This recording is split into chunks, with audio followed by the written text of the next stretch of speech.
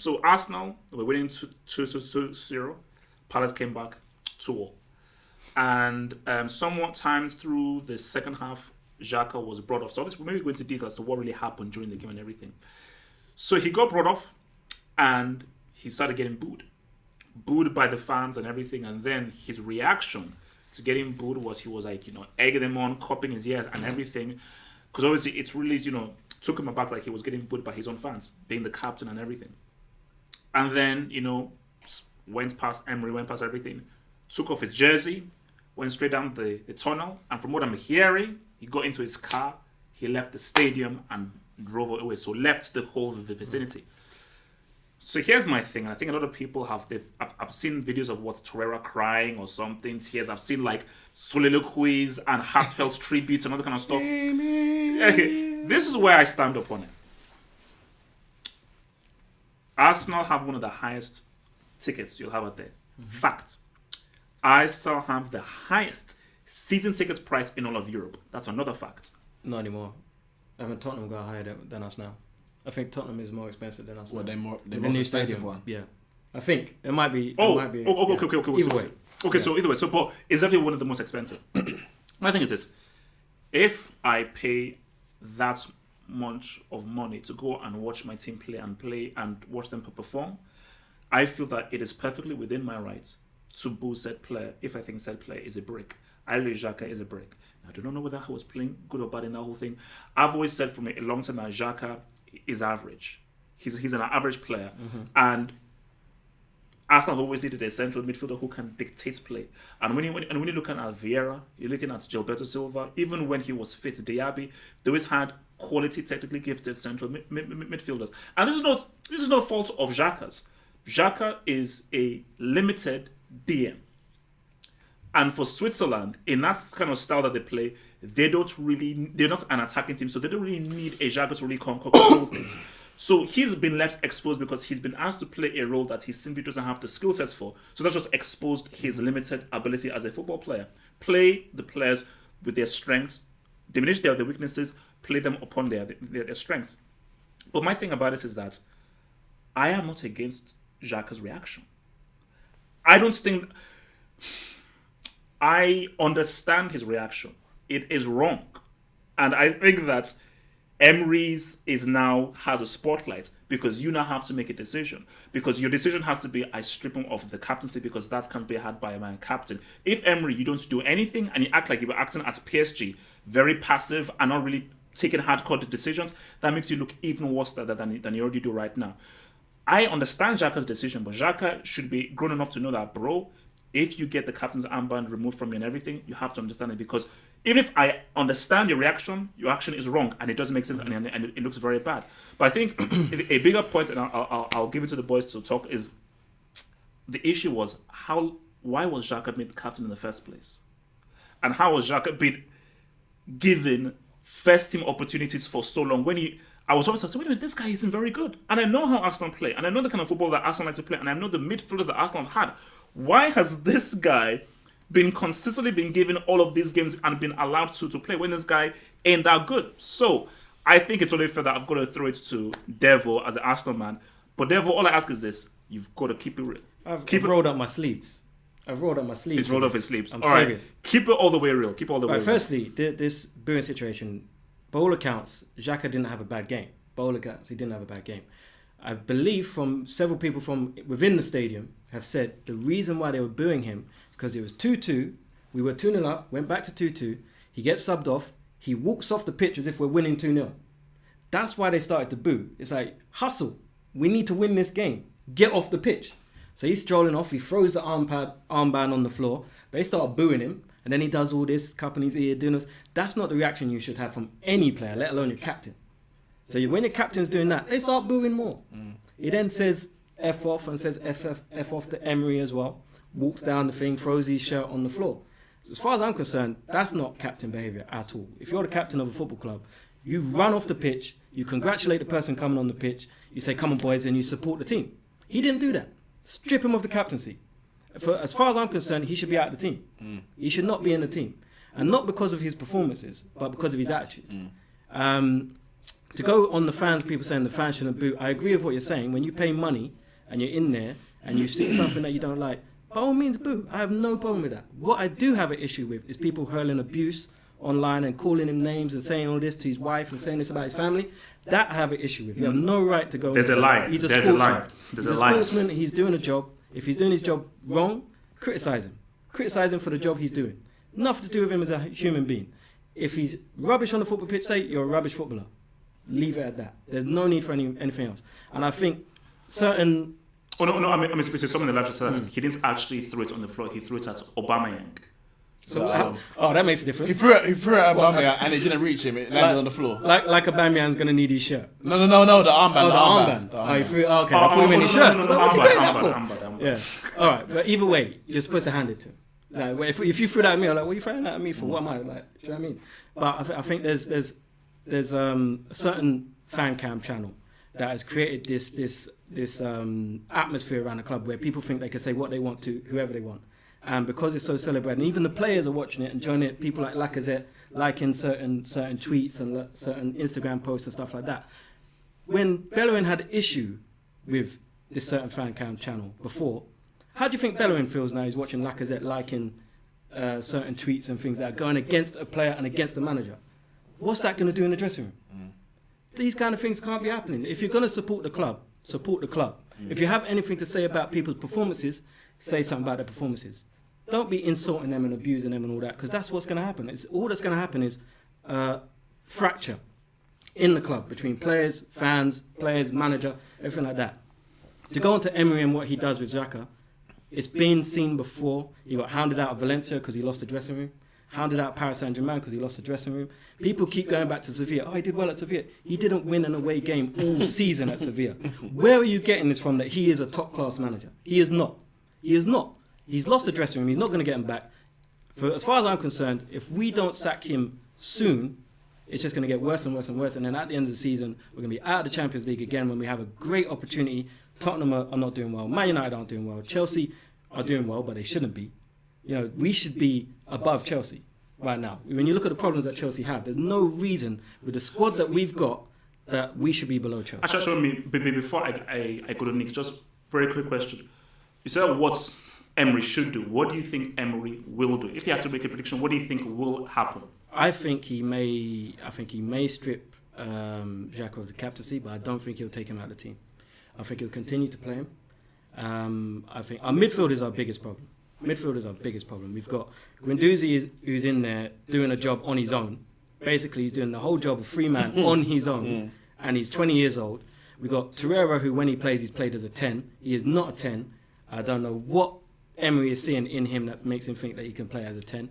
Xhaka, we've spoken about him already. Ceballos is lightweight. He's just come into the league. It seems like the pace and the physicality, he's struggling with that. And we've got no creativity. The only creative player we have is banished from the team. Free up Ozil. Free him up. Shout out to Ramon. Yeah, no, it's mind-boggling. It's mind-boggling. And then we got one of the best strikers in the league who's been on form, and we take him out and push him on the left to put Lacazette, who I like Lacazette. I like him, but he doesn't score goals. He doesn't score goals. I mean, people have obviously been talking big about, Guendouzi. So, do you think Guendouzi should be made captain? Well, he's my captain. Whether he's captain on the pitch or not, he's my captain. But when a man rugby tackled Zaha to stop him from breaking, give him the armband. He's the only one who seems to care. All right. Did you see the thing in midweek? Sorry, see the thing in midweek where Lacazette got into a little thing? The only one who went to back the beef was Guendouzi. Oh, when he dived, and then Lacazette dived like an idiot. Okay. Like the only one who backed the beef was Guendouzi. Yeah. Give him the armband. Bellerin vice captain. Boy, listen. Obviously, you never got a lot to say in it because it's a big issue. I have to say though, in terms of the fan cam channel, obviously the guy who runs it, he did say that the booing of Xhaka was wrong. He made that clear. So I know that he don't support the abuse that certain people are giving him, whether it's online or otherwise. As you said, that is completely unacceptable, abusing your family and those kind of things. But on what happened, I got an issue when fans boo their own player, because you boo opposition players. When Sol Campbell left Spurs and he went to Arsenal, he got abused, he got booed. You're trying to put them off their game. You're trying to make it clear that we don't like you, we don't respect you. If you play when Arsenal played, even though to less extent, when they played, who did you play midweek? Victoria or whatever. Yeah. And Marcus Edwards got on the ball. You boo him because he used to play for Spurs. Yep. There's that rivalry. Xhaka's never disrespected Arsenal or the fans. He's not good enough for Arsenal. He's not good enough to be starting. But he's never disrespected Arsenal or the fans. What reason are you booing him? But if it's because he was taking his time to come off the pitch, when he should be, we're trying to get back into this game, try and win the game. You should be running off the pitch as fast as you can. I wasn't watching the game live. But the 30 to 40 seconds that I saw, it was, I guess, he already started walking. So I don't know the moment that his number was announced. His name is called on the tannoy, and he starts walking off. The boos definitely got louder as it went on because he was taking longer. I think once the boos even started, he probably slowed down a bit more. Exactly. Threw the armband, landed on the floor, etc., etc. And it culminated him telling whoever was in the vicinity to F off. Now, and G'ing up the crowd. All of that is wrong. But as I said, I have an issue with booing. We spoke about this pre-season, just before the season started, and when Ashley Young was getting booed out in Australia. Australia, I think. Australia. And because he's not good enough. Fellaini was getting booed by Man United fans a couple of years ago because he's not good enough. Neither of these men have ever disrespected Man United or the fans for you to boo. You don't want the guy to play cool. You don't have to clap them off. You don't have to show support for them in that way. But to boo them, for me, is not fitting of a fan for a player for your own club. That's the first thing. However, Xhaka is a disgrace. Absolute disgrace. Because the way he reacted to the fans was how a rival would react to rival fans who are giving them stick. You're supposed to be the captain of this club. You're supposed to be representing the fans for the club that they pay money into, who effectively pay your wages. For me, once you start basically mocking them and doing that, you're done. You're finished. Now, stripping armband for me isn't even in question. That should have happened already. We're just waiting for the breaking news to come out. It should have happened already. Yeah. If that was my club, if Xhaka was playing for my club, I wouldn't want him anywhere near my squad again. I would not want him to play because at that point, you've disrespected the club and you disrespected the fans. And I ain't putting my money and my support into a team or players who don't respect me. Will it happen though? Do you think that Emery is strong enough for the club or enough to say because as you say, it should have happened now. Based on the fallout and everything that has happened, there should already be a thing look, this is already past 24 hours that it has happened, and there's not been an official announcement say Emery has now. Is he strong? Is he strong enough? Yes, he is strong enough because he's dropped. Emery's strong enough. What happened at PSG? Let me finish what I'm saying. Because he's dropped Özil among so much criticism. So the strength in him making a decision that people don't like is not in question. The question is, does he want Xhaka to play or not? It's not about, for me, him being weak in character, because if he was, he would have brought Ozil back in a long time ago. However, I think he will stop stripping from the captaincy. He has to. If Emery doesn't strip from the captaincy, he is finished. If the moment he says Xhaka is still the captain,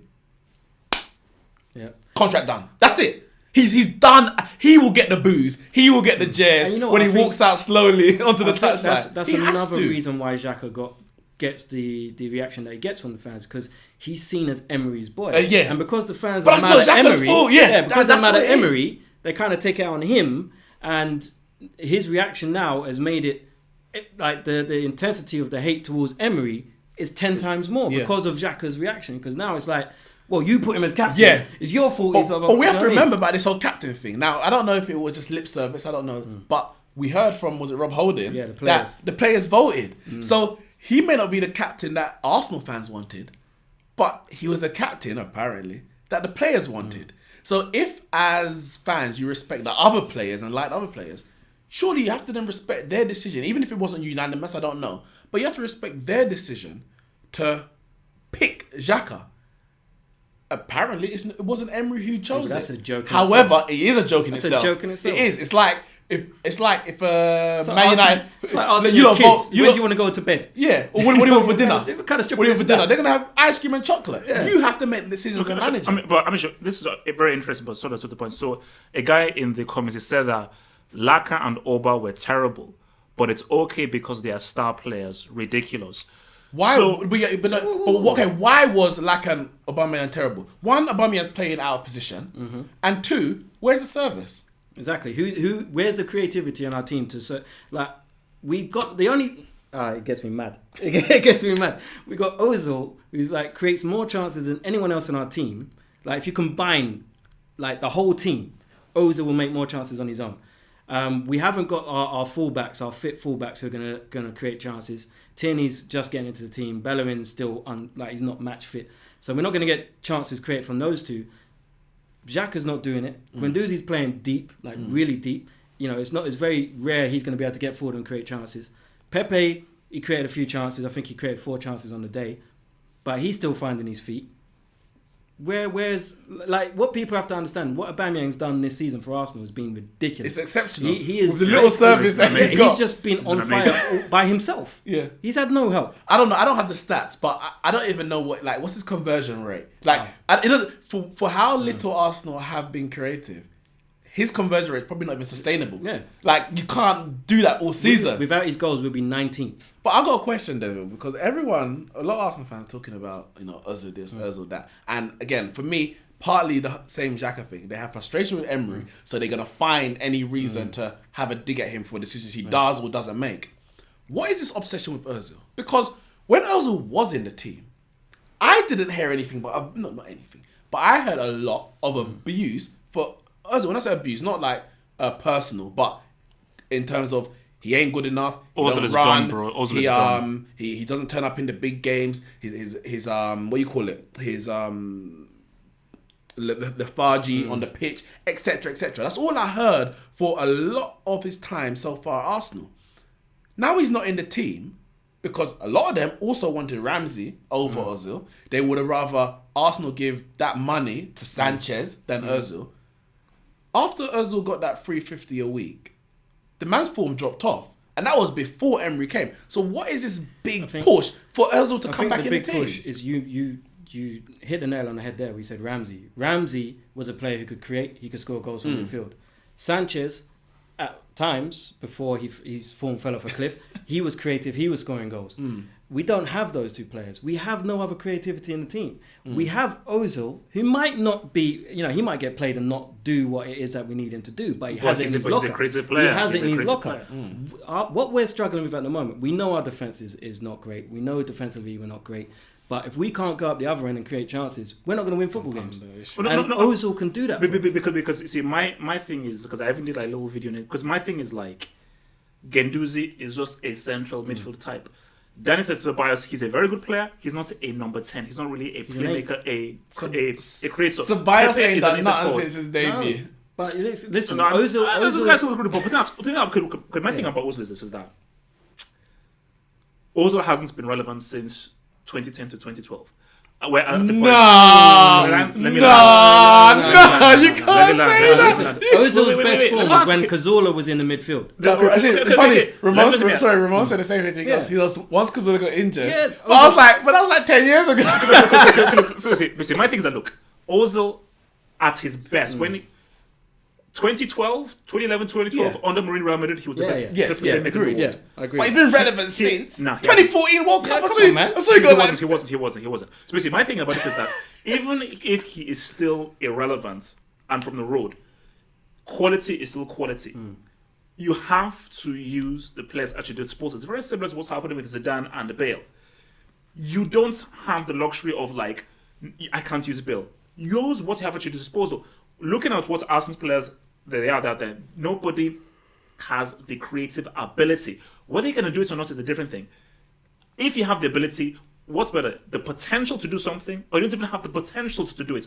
Also being there, there's always a chance that he can come out with an amazing pass. So my thing about it is that from where you're standing, do you feel that Ozil, despite him having up and down performances, he still should be a mainstay and a starter in the team? I think, as I said, I think Ozil's best performances in an Arsenal shirt came with Cazorla behind him. Someone who was on his wavelength, someone who could find him in little pockets of space.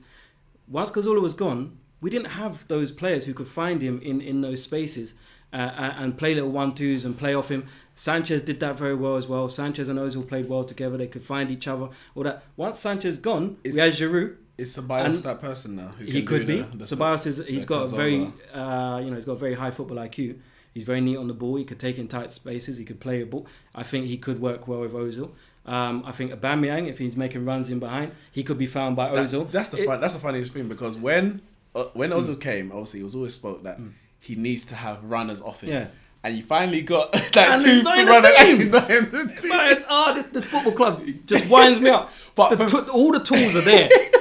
But we're trying to build a house, and we got all the tools, and we're trying to build like with sausages. Like we're like beating bricks with sausages. That ain't gonna work. the thing is, I think Ozil has to go. He has to go. No, I'm being serious. He has to go. The man is on 350,000 a week. Emery doesn't want him. The board are happy for him not to play because Emery confirmed that the board are in agreement with the decision. Emery came out and said he's fit, he's ready, and he wasn't even in the squad. That means even we're at your best, I still don't want nothing to do with you. Man played off in one game against Nottingham Forest in the Carabao He played Cup, against whatever. Watford, I think, in the league. Okay. Yeah. But he obviously doesn't want him there. He Now, created more chances in those 2 games than any other player we've had all probably season. all season, yeah. But Emery probably wants to replace him. The fact that he got Ceballos on loan means that he's looking for creative players. But when you got a man on 350,000 a week, and we know Arsenal's finances they're not awash with cash available. So for me, he's probably trying to just force Ozil out, because you play him, he feels part of the team. He's gonna stay for the rest of his contract. You can't replace him because you ain't got the money. He's eating up on the wages. You force him out 6 months of poor results, whatever, to force him out in January, and you can get a replacement, a player that you want to fit your style. So you may have to take. He may be looking at, look, I'm gonna have to fight through this. The board know that if I can't get anyone, then yeah, I would play Ozil, but I want to get rid of him. So I'm gonna get a few poor results, but come January, if we can get rid, then give me. I don't even trust him to get someone in though. Why not? You had a good summer. Pepe, Ceballos. Yeah, but I don't. Yeah. So Ozil has to go. And for me, if he stays for the remainder of his contract at 350, I think he might outlive Emery. oh, it's true. I think Okay, he might. so Let's see the poll. What they say?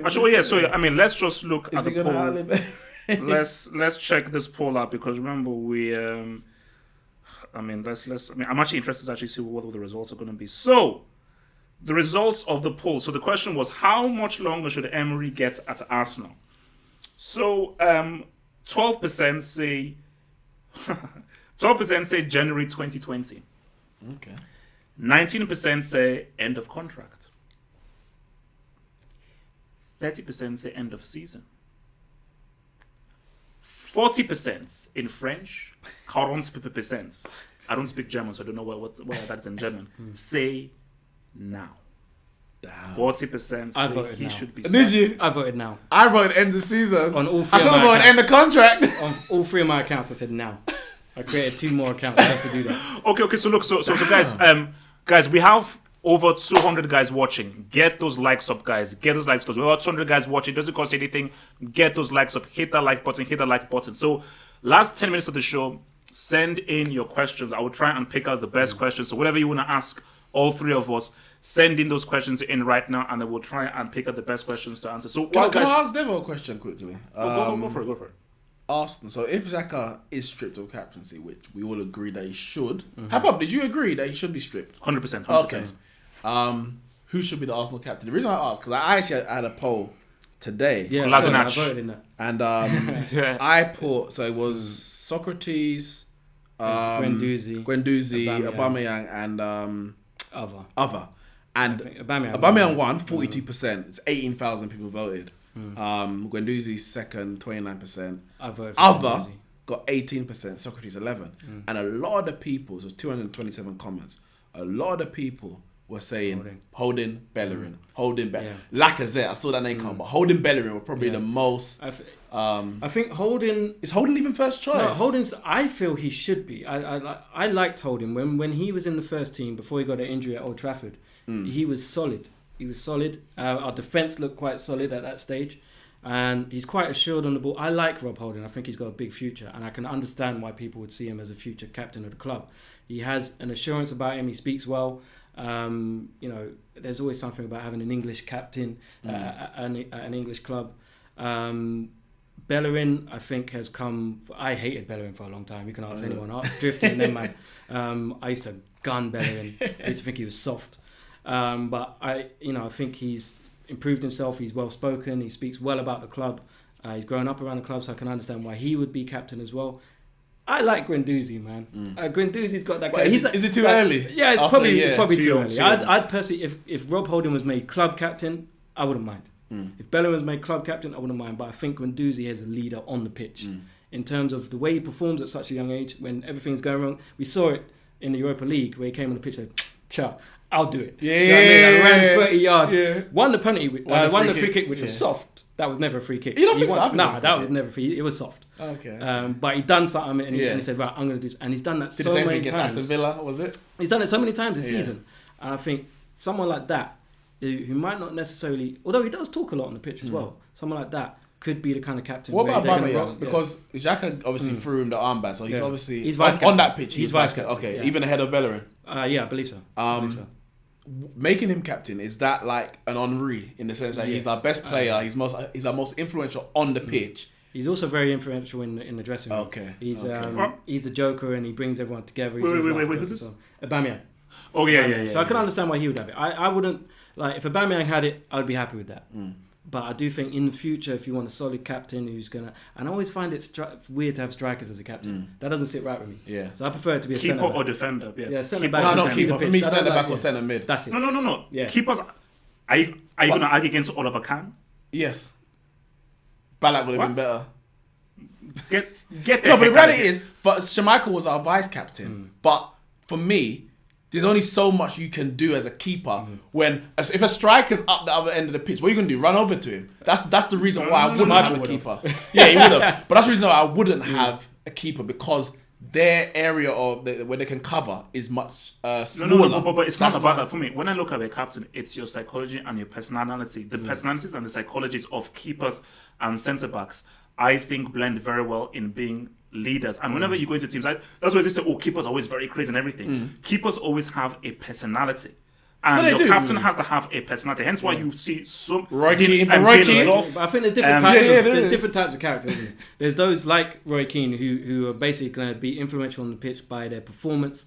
And if you're not doing something, they're going to tell you. But even off the pitch, like in the tunnel, Roy Keane don't take nothing. Yeah, but then you had others who might not speak as much. Philip Lam. Yeah, but you know they're intelligent and they know where people should be, and they're like a coach on the pitch. Do you know what I mean? So there's different types.